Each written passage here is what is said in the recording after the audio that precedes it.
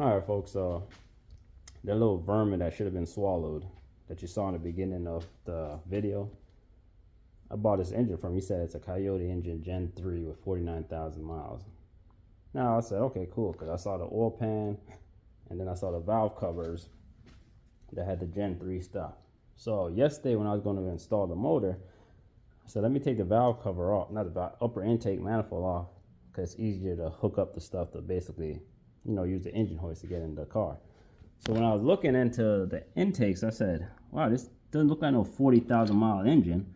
I see leaves. Look how dirty inside is. Like this motor been sitting in someone's garage for a while. Look at that. There's a leaf. Where is the leaf? See, look at it. There's a leaf in the intake. So that only tells me that the intake was off for a while. And it was just sitting in someone's shop, garage, or whatnot. So he probably just threw it together, put the Gen 3 oil pan, Gen 3 valve covers on. And I don't know if this is a Gen 1 or Gen 2. It's definitely not a Gen 3 motor. And the reason being, how I know, is because the rear seals. The rear main seals are different from a Gen 1 and 2. See, the crank position sensor is even different. Compared to a Gen 3, I had to buy this cover thinking that, yeah, this will work, because I had a Gen 3 harness thinking it's a Gen 3. I'm wiser and better now. This little prick here that you see in the beginning of the video. So I got the Gen 3 rear main seal, and I got also the crank position sensor. And you can see there's a big difference between a Gen 1 and 2 compared to Gen 3 crank position sensor, and how it goes in and the cover in the back. So I mean, kind of in a toss-up of what I want to do. The motor does turn over, but the thing is that inside, when I took off the upper intake and I saw that crap in there, it got me a little worried. So I'm like, do I want to sell this motor as is and see what I could get and start back over? Or am I going to throw some money in and get this motor fixed? But the only problem with this thing is I sold my oil motor out of my 69 for 25, and I bought this for 26. So I'm gonna use $100 of my own money, but the drivetrain, I still paid for that.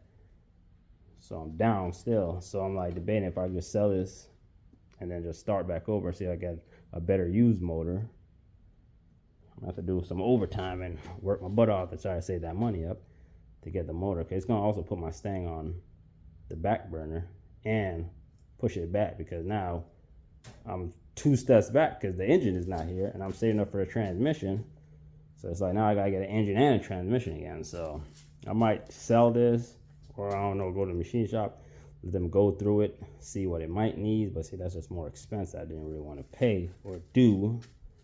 So I'm in a little toss up. But yeah, I got scammed on Facebook Marketplace. Guy just threw this engine together, sold it. Says a Gen 3 with 49,000 miles, which obviously you can see it's not.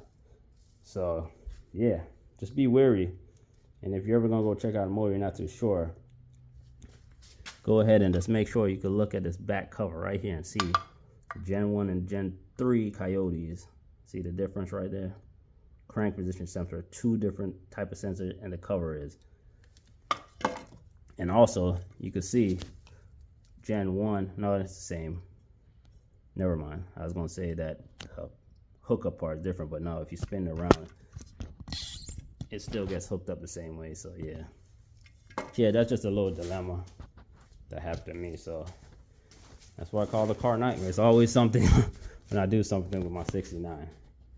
But yeah, that's the backstory behind my Coyote swap story now. So puts me back. If you see that prick, that useless prick in the beginning, do not buy nothing from me on Facebook Market. Do not buy nothing from him, because he's a scammer and he's a useless piece of crap. So yeah, more to come. Stay tuned. Peace.